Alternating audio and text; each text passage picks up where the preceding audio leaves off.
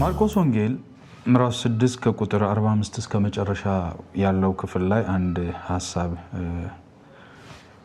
ለማካፈል ነውና ማርቆስ ወንጌል ላይ እንዲህ ይላል።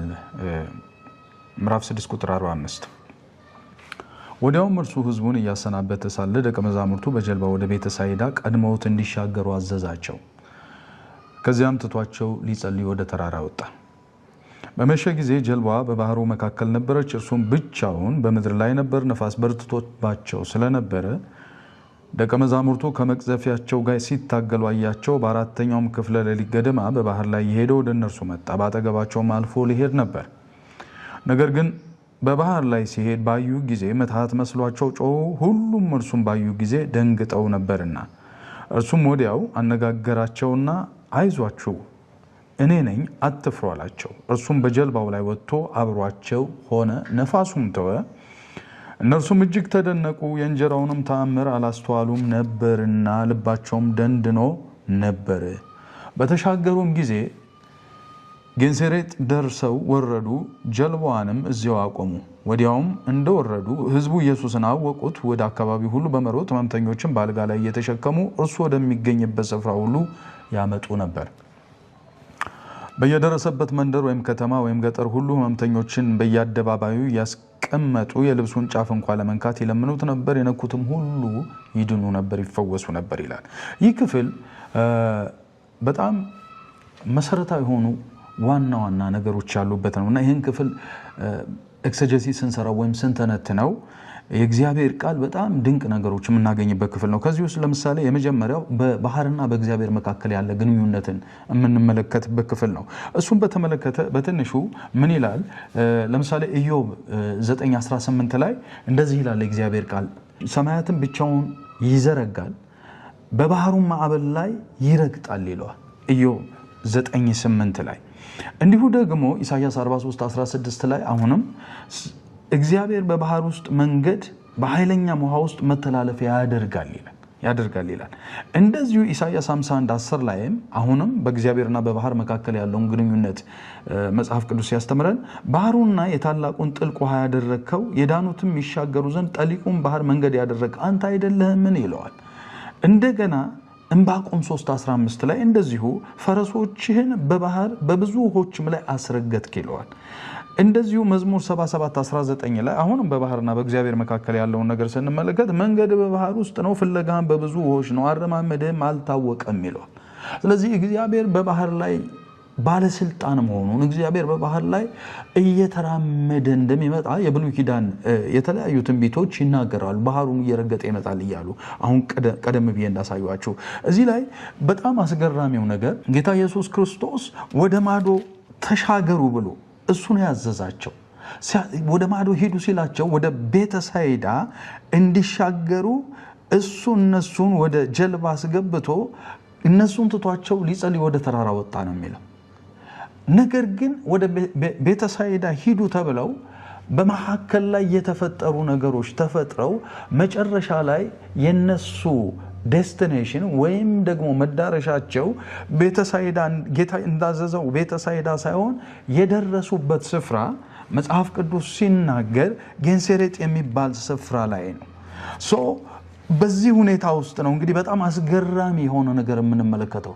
ጌታ ኢየሱስ አዟቸው ቤተሳይዳ ሂዱ ብሏቸው እነሱ ግን ከተፈጠረው ወጀብ፣ አውሎ ነፋስ በላያቸው ላይ ከተነሳው ተቃውሞ የተነሳ ማለት ነው በቀጥታ የነሱ መዳረሻ በትእዛዝ የተሰጣቸው መዳረሻ ሌላ ቦታ ሲሆን ጌንሴሬጥ የሚባል ቦታ ላይ ሲሆን እንመለከታለን።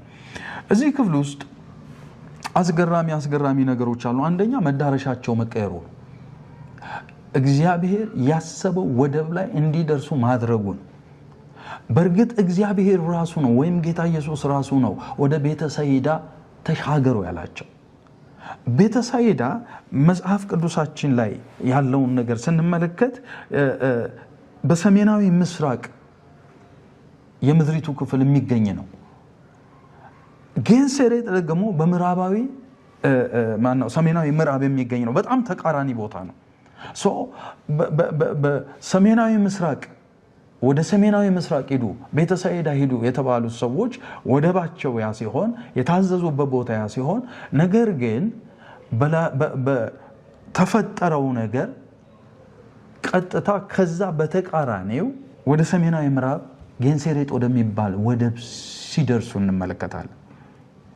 ወገኖቼ ይሄ በጣም አስገራሚ ነገር ነው። እግዚአብሔር አዞን ኢየሱስ አዞን ሂዱ የተባልንበት ቦታ ሳንደርስ ልንቀር እንችል ይሆናል።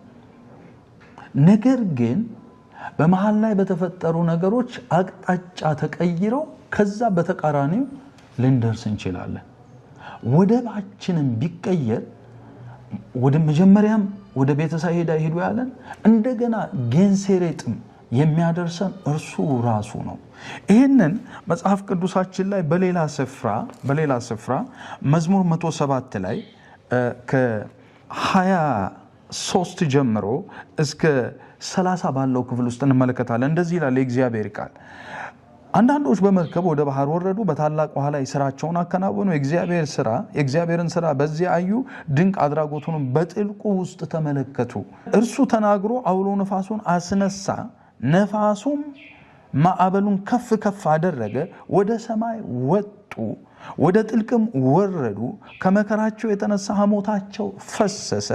እንደ ሰከረ ሰው ዞሮባቸው ወዲያ ወዲህ ተንገዳገዱ።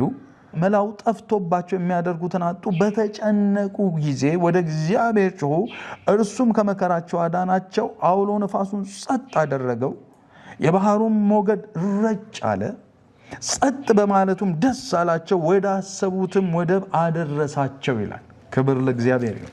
ስለዚህ ወገኖቼ በጣም በሚገርም ሁኔታ እዚህ ቦታ ላይ ካሰቡት ወይም ከታሰበላቸው እግዚአብሔር ካዘዛቸው ጌታ ኢየሱስ ካዘዛቸው በተቃራኒው ወደ ሌላ ወደብ ሲደርሱ እንመለከታለን። በዚህ ስፍራ ላይ የመጀመሪያ በመሸ ጊዜ ይለዋል። ነገሮች በጨላለሙ ጊዜ፣ ሁኔታዎች በጨለሙ ጊዜ ይለዋል። እንደገና በዛ ጊዜ ነፋስ በርትቶባቸው ስለነበር ደቀ መዛሙርት ከመቅዘፊያቸው ጋር ሲታገሉ አያቸው ይላል። በአራተኛው ክፍለ ሌሊት ገደማ በባህር ላይ የሄደ ወደ እነሱ መጣ። እሱ ሊጸልይ ነበር ከነሱ ተለይቶ የሄደው ወደ ተራራ ላይ እሱ በጸሎት ላይ እያለ ይሄ ነገር እንደሆነ ተመለከተ። የነበረውን መለኮታዊ ግንኙነት አቋርጦ ማለት ነው እነሱን ለማትረፍ እነሱን ለማዳን እሱ መጣ እና ጌታ ኢየሱስ አልፏቸው ሊሄድ ፈቅዶ ወይም ፈልጎ ነበር ይላል መጽሐፍ ሲናገር። እቺ ቃል በግሪክ ፓሬሮቾማይ ይባላል። ማለፍ የሚለው ቃል ሊያልፋቸው ፈለገ የሚለው ቃል ይሄ ከመለኮት ጋር ሲገናኝ በአብዛኛው ኤፒፋኒ ነው የሚገልጸው ወይም የመለኮት መገለጥን ነው የሚያሳየው እና ጌታ ኢየሱስ በሌላ መልክ የተገለጠበት ስፍራ ነው። ጌታ ኢየሱስ ማንነቱ በሌላ ክብር የታየበት ቦታ ነው። እዚህ ጋር አልፏቸው ሊሄድ የምትለው ቃል ያቺ የግሪክ ቃል ማለት ነው ይሄንን ሐሳብ ነው የምታንጸባርቀው። ከዚህ የተነሳ ይሄ እቺ ቃል በጣም በሚገርም ሁኔታ መጽሐፍ ቅዱሳችን ላይ በሚገርም ሁኔታ ለምሳሌ ከሙሴ ጋር ተያይዞ እንዲህ የሚል ክፍል ላይ ከሙሴ ጋር ተያይዞ አለ። ለምሳሌ ዘጸአት 33 ከ19 ጀምሮ ዘጸአት 34 7 ድረስ ይህ ግስ በብሉይ ኪዳን ውስጥ በሁለት ቁልፍ ምንባቦች ላይ ይገኛል እና እነዚህ አንደኛው ዘጸአት ይሄ አሁን የጠቀስኩት ቦታ ነው። ሙሴ እግዚአብሔርን ክብሩን እንዲያሳየው በጠየቀበት በዚያ ስፍራ ላይ ማለት ነው እግዚአብሔር እንዲህ ነው ያለው፣ በፊቱ በማለፍ ማንነቱን በማወጅ ምላሽ የሰጠበት ክፍል ነውና በዚያ ክፍል ላይ እግዚአብሔር ራሱን የገለጠበትን አገላለጥ የሚያሳይ ነውና ማለፍ የምትለው ቃል እቺ የግሪክ ቃል በዚህ መልክ ነው የተገለጠችው። ሌላው ደግሞ ኤልያስ አንደኛ ነገሥት ምዕራፍ 19 ከ11 እስከ 12 ባለው ቦታ ላይ ከኤልያስ ጋር በኮሬብ ተራራ ላይ እንዲቆም ከተነገረ በኋላ እነሆም እግዚአብሔር አለፈ፣ በዚያ አለፈ ይላል እና የተጠቀመው ይሄንን ቃል ነውና የእግዚአብሔርን ማለፍ፣ በሌላ ክብር ማለፍ፣ በሌላ ግርማ ማለፍ፣ በሌላ ሞገስ ማለፍ የሚያሳይ ክፍል ነው ወገኖቼና እዚህ ጋር ኢየሱስ በሌላ ማንነቱ ነው የተገለጠው። ለዚህ ነው እዛ ቦታ ላይ ምትሃት መስሏቸው ፋንታሲ ይላል ምትሃት መስሏቸው እነሱም በኃይል ጮሁ ነው የሚለው ደነገጡ ሁሉ። በኋላ እሱ አይዟችሁ እኔ ነኝ፣ እኔ የሚለው መለኮታዊ ስምም ኢየሱስ ስም ነው። እኔ ነኝ አይ አም ብሎ እዛ ቦታ ላይ አሁንም መለኮትነቱን በጣም ማግኒፋይ በሚያደርግ በሚያከብር መልኩ በሚያደምቅ መልኩ ራሱን ሲገልጥ እዛ ቦታ ላይ እንመለከታለን። በሚገርመው ነገር ኢየሱስ ወደ ጀልባ ሲገባ አብሯቸው መሆኑ ማለት ነው ወይም ሲሆን መለኮታዊ ኃይሉ የበለጠ ታይቷል። የእርሱ መገኘት ብቻ እዚህ ቦታ ላይ የሱ መገኘት ብቻ ምክንያቱም በግልጽ ማለት ነው እንዲህ ነው የሚለው ቦታው ቃሉ ላይ እንደዚህ ይላል እርሱም ወዲያው አነጋገራቸው አይዟችሁ እኔ ነኝ አትፍሩ አላቸው እርሱም በጀልባዋ ላይ ወጥቶ አብሯቸው ሆነ ይላል ነፋሱም ተወ እነርሱም እጅግ ተደነቁ ያ ፕሬዘንስ ማለት ነው ያ ህልውና ያ መገኘት ነፋሱን ቀጥ እንዲያደርግ አደረገው በጣም የሚደንቀው ነገር ትእዛዝ አላወጣም ቃል አላወጣም መገኘቱ ብቻ ይሄንን ስራ ሰራ ይሄንን የሚያሳይ ክፍል ነውና ነፋሱም ፉጨቱ እንዲያቆምና ደቀ መዛሙርቱ ጉዟቸው እንዲቀጥሉ አስቻላቸው በዚህ ጊዜ ኢየሱስ ደቀ መዛሙርቱ ወደ ቤተ ሳይዳ ሄዱ ቀደም ብዬ እንደነገርኳችሁ ወደዛ ነበር 6:45 ላይ ሄዱ ያላቸው ነገር ግን ጌንሴሬጥ ደረሱ ቤተ ሳይዳ ማለት ራሱ ትርጓሜው የአሳ ማጥመጃ ቤት